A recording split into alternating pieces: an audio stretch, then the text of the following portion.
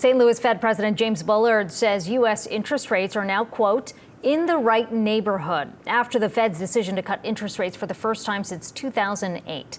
In an interview with the AFP, Bullard said, in part, we can't realistically move monetary policy in a tit-for-tat trade war every time there is a threat made to one side or the other. Joining me here at the desk, Aquiles Larrea, founder and CEO of Larrea Wealth Management. I want to add to those comments that James Bullard made today.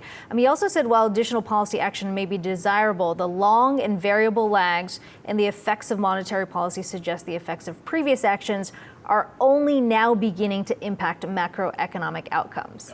Read through the lines for me. What does that say in terms of where he's seeing come the September meeting? You know, he's saying, yeah, we're penciling in a rate cut per se, but it's not a given thing. We can erase that at any given point. The Fed is asserting its independence right now. And with the op-ed that came out in the Wall Street Journal today, they are saying we are in a need to operate independently because there are many factors at work here. We don't want to go into a tit for tat with China over this trade war. That would make it more volatile. That would take us away from our original mission.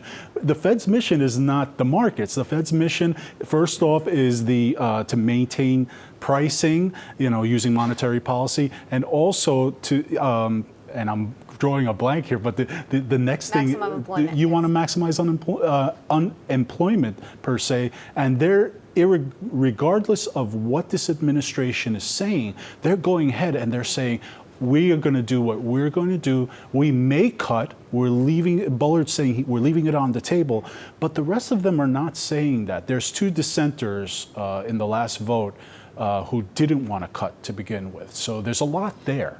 You pointed to that op-ed from the former Fed chairs. I want to read a part of that. This is, of course, Janet Yellen, Alan Greenspan, Ben Bernanke, and Paul Volcker. They say we are united in the conviction that the Fed and its chair must be permitted to act independently and in the best interests of the economy, free of short-term political pressures, and in particular, without the threat of removal or demotion of Fed leaders for political reasons. I mean, you could make the argument that this is kind of stating the obvious, but this does point to the kind of environment that Jay Powell is operating in right now. Could you imagine being appointed by a president and over a year of tweets, driving you crazy, saying that you're not doing a great job?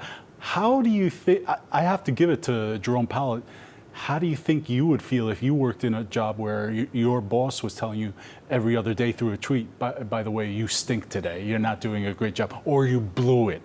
It's a very difficult environment. Yet I have to give it to him. He has maintained his composure. He has said through so many different outlets, including his discourses to Congress and the general public, that we are going to maintain our stance that this was a one and done cut for now, and we're not going to do anything for the foreseeable future.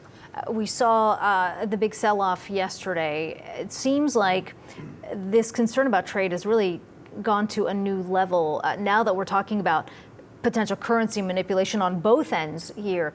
I know the Fed is data dependent, but when you look at the trajectory of the U.S. economy, what's the added risk this new element in the trade discussion injects into the broader macro picture? Well, China's saying right off the bat that we're going to do whatever it is we need to do money-wise to keep our products more competitive.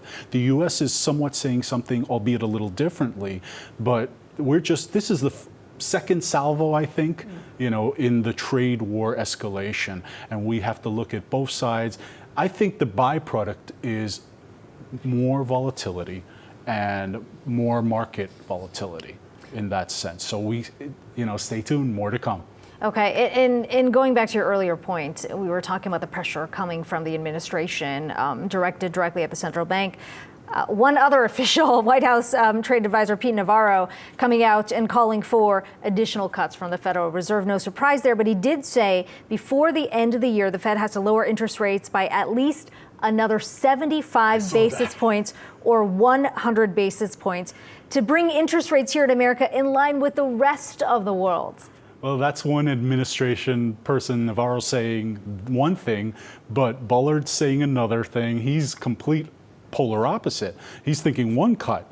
Navarro's thinking 70 basis. I think that's too aggressive. I'm not a big fan of the cuts. I thought that this cut, while necessary, could have been staved off a little bit longer, and maybe September, October, we could have introduced that. But I'm not the person doing policy. Powell has also indicated that, in a sense, this is one and done for now. When the data comes in and we examine it and we do what we need to do, the Fed being, we're going to operate as the Fed has always operated, independent of the government and the president's whims. No short-term stuff here. Okay. Aquiles, Larrea, appreciate you stopping by. Thank you for having me.